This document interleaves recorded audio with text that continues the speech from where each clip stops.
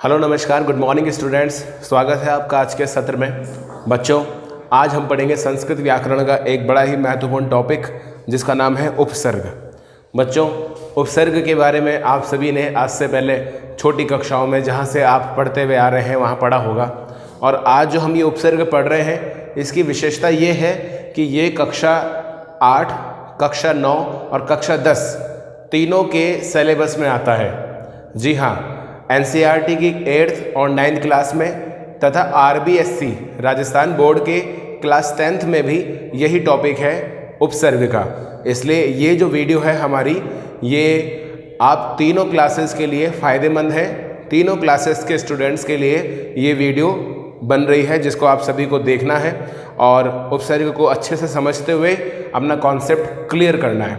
बच्चों, बात करेंगे आज उपसर्ग की। उपसर्ग क्या होता है और उपसर्ग कहाँ लगता है।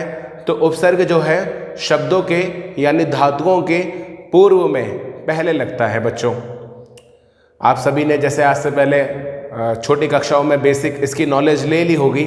उपसर्ग होता है वो कहाँ लगता है, बस आपको ये ध्यान रखना है। उपसर्ग जो होता है धातुओं के पहले यानी पूर्व में लगता है। ठीक, आपको आगे समझाएंगे हम पूर्व में लगता है कौन कौन सी धातुओं के किस तरीके से क्या उपसर्ग होते हैं, कौन कौन से उपसर्ग होते हैं, ये आपको हम अच्छे से विस्तार से समझाएंगे और बहुत ही सरल तरीके से आपको इसमें बताएंगे। तो जो उपसर्ग होते हैं बच्चों, वो शब्दों के शुरुआत में लगते हैं यानी धातुओं के पूर्व में प्रारंभ में लगते हैं। ये तो था उपसर्ग की बेसिक नॉलेज। अब उपसर्ग होते कितने प्रकार के हैं, ये सबसे महत्वपूर्ण बात है बच्चों। उपसर्ग होते कितने हैं और उनके नाम क्या हैं, इसको आपको याद करना ये एक बहुत बड़ा चैलेंज है, क्योंकि उपसर्ग होते हैं 22 प्रकार के। कौन कौन से होते हैं वो हम लिखने जा रहे हैं। तो उपसर्ग जो होते हैं मूल रूप से 22 प्रकार के होते हैं, यानी 22 प्रकार के होते हैं। ये 22 प्रकार के उपसर्ग होते हैं। जैसा आप सभी देख रहे हैं, हमने लिख दिया है 22 प्रकार के हैं। अब उनके नाम क्या हैं ये आपको बता देते हैं। तो उनके नाम हैं प्र, परा, प, प्रा, अप, दिख रहा होगा आपको, सम, अनु, अव, निस,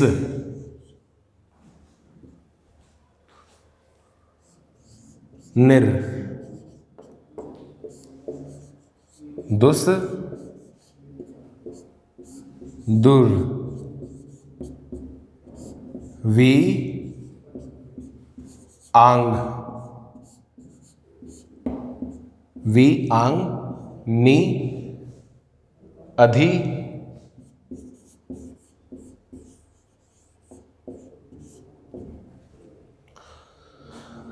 अपि। इनको अच्छे से देखें।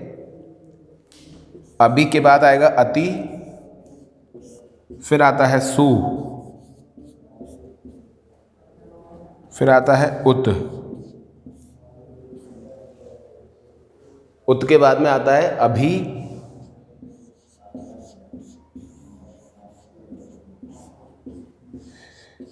फिर आता है प्रति। दिख रहा है, ध्यान से एकदम एक एक शब्द को पढ़िएगा। प्रति, प्रति के बाद में परि, परि के बाद में उप। तो बच्चों, ये टोटल हो गए आपके 22 उपसर्ग। उपसर्ग को ही हम कहते हैं अव्यय। संस्कृत में उपसर्ग को ही कहते हैं अव्यय।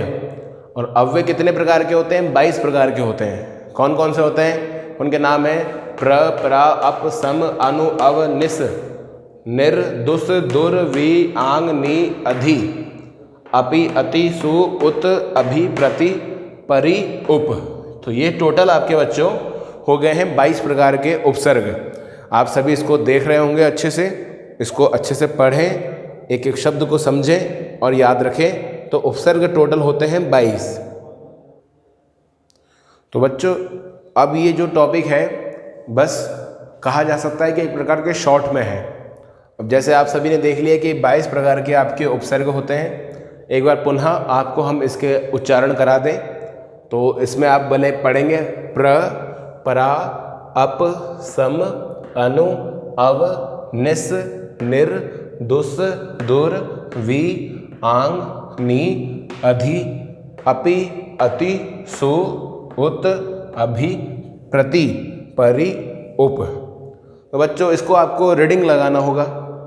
रीडिंग लगाने से क्या है कि 22 उपसर्ग आपको याद हो जाएंगे और जब आप इसको समझेंगे तो आपको अपने आप ही समझ में आ जाएगा कौन से धातु में, कौन से शब्द में पहले उपसर्ग लगता है। उपसर्ग कहाँ लगता है? शब्दों के पहले लगता है।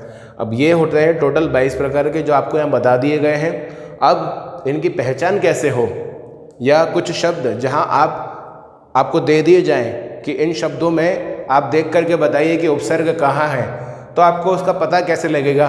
तो परिभाषा हमने जैसे आपको बताई कि धातुओं के शब्दों के पहले ही उपसर्ग का प्रयोग किया जाता है। अब आपको बताते हैं हम इसके कुछ उदाहरण को देख करके आप अच्छे से समझ लेंगे कि उपसर्ग का प्रयोग कहाँ पर होता है। अभी हम इसको मिटा देते हैं, आप इसको अच्छे से अपने कॉपी में वर्क में करिएगा।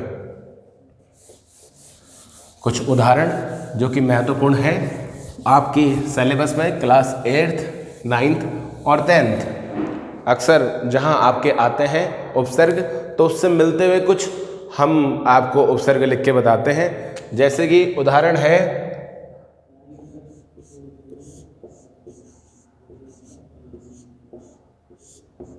प्रकृष्ट, ये शब्द आपको दे दिया है।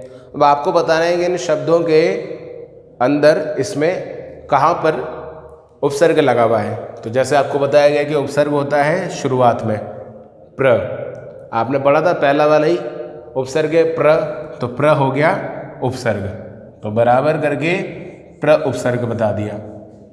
ठीक, उसके अलावा अगर आप देखेंगे तो एक शब्द है पराजयते, ये शब्द है पराजयते। अब इसमें कौन सा उपसर्ग होगा?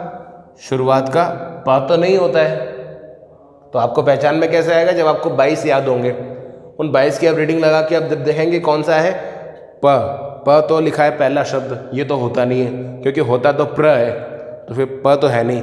अब क्या है? परा, दूसरा था हमारा परा, अब यहाँ लिखा हुआ है परा, तो कौन सा हमारा उपसर्ग हो गया? ये उपसर्ग हमारा हो गया परा। ठीक, उसी प्रकार के एक अगला देखते हैं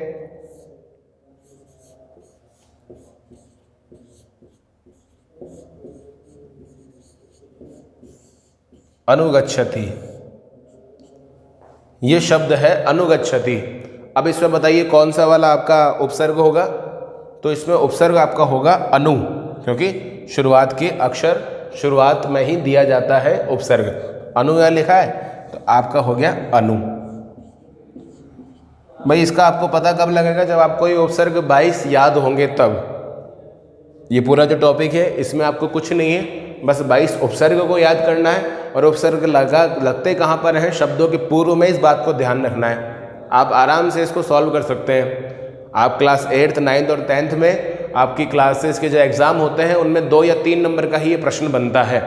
ये जो टॉपिक है हर क्लास में 2 से 3 नंबर का ही होता है, तो 2 से 3 नंबर में आपको 2-3 टॉपिक या दिए जाते हैं, तो उसके आधार पर आपको ये बताना है कि इनमें से चुन करके कि कौन से और कहाँ पर उपसर्ग लगते हैं। ठीक है, इसके अलावा अगर हम देखें कुछ और, तो एक और मिल लेते हैं शब्द। 3 हो गए, इसके आधार पर मुझे लगता है कि आप बाकी भी पहचान लेंगे, लेकिन आपको 22 याद करने ही पड़ेंगे। अब है एक शब्द है अपहरति, अपहरति, इसमें कौन सा उपसर्ग होगा? लगाइए 22 की रीडिंग, तो उसमें आ रहा है आपके अप। कौन सा आ रहा है? अप, तो इसमें कौन सा हो जाएगा? उपसर्ग होगा आपका अपहरति। तो बच्चों कुल मिलाकर के आपका ये जो उपसर्ग वाला टॉपिक है ये बहुत इजी है, इसमें ज़्यादा आपको दिमाग लगाने की और ज़्यादा कुछ सोचने की, टेंशन लेने की ज़रूरत नहीं है। बस आपको 22 उपसर्ग होते हैं, उन्हें याद करना है, और उपसर्ग कहाँ लगते हैं? शुरुआत में, इसका याद रखना है। साथ ही बच्चों ये टॉपिक इसको क्लियर करके चलना है, क्योंकि 8th में भी आता है, 9th में भी आता है और 10th में भी आता है। जो स्टूडेंट 8th और 9th वाले हमारे इस वीडियो को देख रहे हैं तो वो अच्छे से इसको तैयार कर लें ताकि 10th में और आगे जाके उन्हें दिक्कत ना आए। साथ ही आपको पहले भी बताया गया है, अक्सर कुछ कंप्लेंट कुछ आप लोगों की तरफ से डाउट्स मिलते हैं कि सर ये जो है हम कौन सी कॉपी में करें, कहाँ पर करें। तो इसके लिए बच्चों आपको अपने अलग से कॉपी बनानी है। उस कॉपी में जा कर के आपको अपना ये व्याकरण जो है संस्कृत का अलग से एक पार्ट बनाना है, उसमें लिखना है। जो भी आपको इससे पहले संधि के टॉपिक वीडियोस बना करके दिए गए थे, तो संधि के वीडियो भी आपको अपने व्याकरण में करने हैं, व्याकरण की कॉपी बनानी है। और संधि के बाद अब जो ये उपसर्ग है आपका, इसको भी आपको अपने व्याकरण की कॉपी में बना के करना है। आज की इस वीडियो में अभी हम इतना ही पढ़ते हैं क्योंकि टॉपिक हमारा बहुत छोटा है और बहुत सरल है। आशा करता हूं कि आप सभी को इससे समझ में आया होगा और आप सभी अपने घर में बैठ करके अपना पढ़ाई, अपना स्वाध्याय अवश्य रूप से कर रहे होंगे। इसको करें और होमवर्क भी अनिवार्य रूप से करके लाएं। बच्चों अपना बहुत ध्यान रखें और जो हम आपको पढ़ाते हैं इस वीडियो को अगर अच्छा लगे तो इसे लाइक करें, चैनल को सब्सक्राइब करें। Thank you very much.